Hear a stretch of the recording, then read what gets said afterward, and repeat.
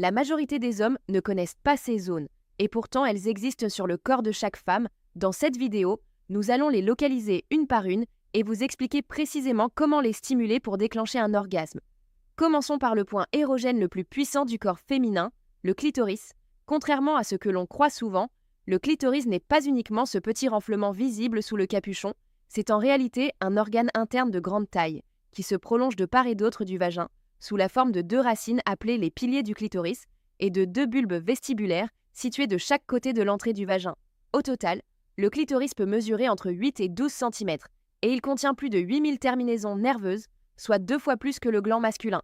La partie visible, que l'on appelle le gland clitoridien, est recouverte par un repli de peau appelé le capuchon pour stimuler correctement le clitoris.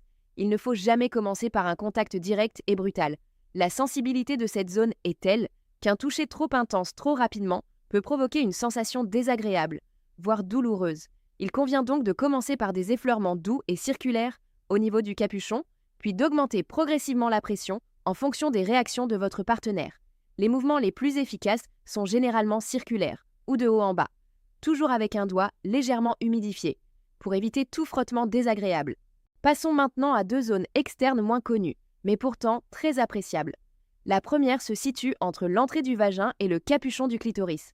C'est une zone extrêmement réactive, particulièrement lors des préliminaires ou lors d'un cunnilingus. Une stimulation légère et progressive à cet endroit permet d'augmenter progressivement l'excitation et de préparer le corps à des sensations plus intenses.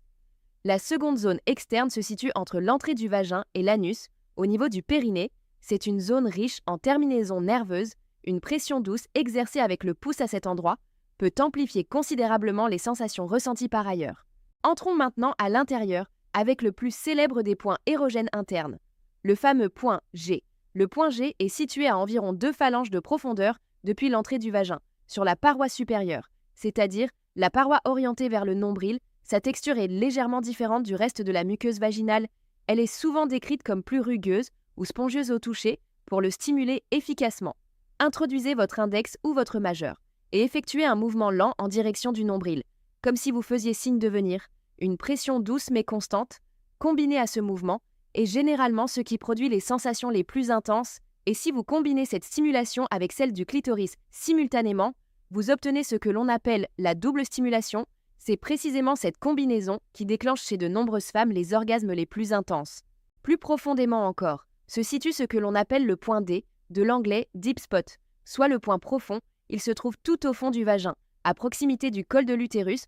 Pour l'atteindre, vous aurez besoin d'utiliser votre majeur dans sa totalité. Les sensations qu'il procure sont différentes du point G. Elles sont souvent décrites comme plus diffuses et plus profondes. Il convient de l'aborder avec délicatesse, car cette zone peut être sensible selon les femmes.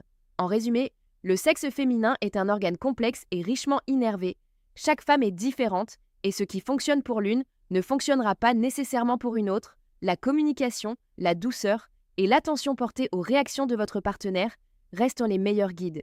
Si cette vidéo vous a appris quelque chose, laissez un pouce bleu juste en dessous, ça nous aide énormément.